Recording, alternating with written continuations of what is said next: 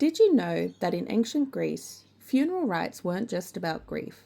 They were about protecting the oikos and doing due diligence that is owed to the dead. When someone passed, the household itself, in all of its entirety, entered a state of transition. And as we've spoken about previously, transitional periods in a person's life and in their death is considered miasmic. The entire household at this point in time is miasmic until the funeral processions and rituals have been complete. The first stage of the funeral is called the prothesis, and this is where the body is laid out inside the home, typically for an entire day.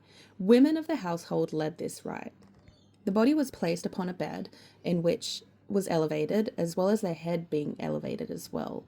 The women would wash the body, anointing it with oils and herbs, and wrap it carefully in linen cloth.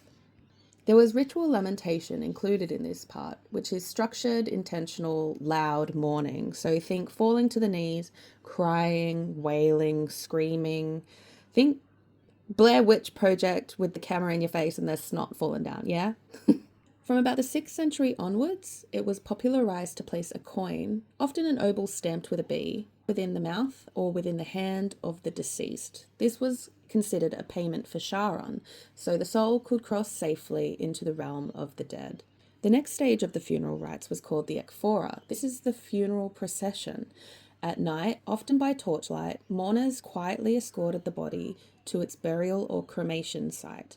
Offerings were given at the grave, objects buried or burned with the dead, not just as farewell, but as continued care. The offerings burned or buried with the deceased were often food, wine, olive oil, various household possessions, consider weapons for men, and jewelry for women. After the ekphora was complete, the family returned home for the periadepnon. This is a funerary meal shared in honor of the deceased, and this wasn't done within the cemetery or the graveyard or anywhere near the burial site, as that entire place is considered miasmic.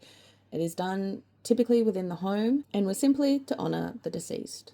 The mourning period was formally about 9 days, and during this time, the entire time, the household carried miasma, which it's a sacred pollution because death was understood as deeply liminal. The oikos itself was in a transition state as it almost was considered to shrink due to the loss. Only after the nomizomena, the customary duties owed to the dead, were completed could ordinary life resume. So in short, funerary rites within ancient Greece weren't just moments of sorrow and grieving. They were moments of duty to the dead and the deceased. It was honouring the oikos in its transition from being complete to having a member lost.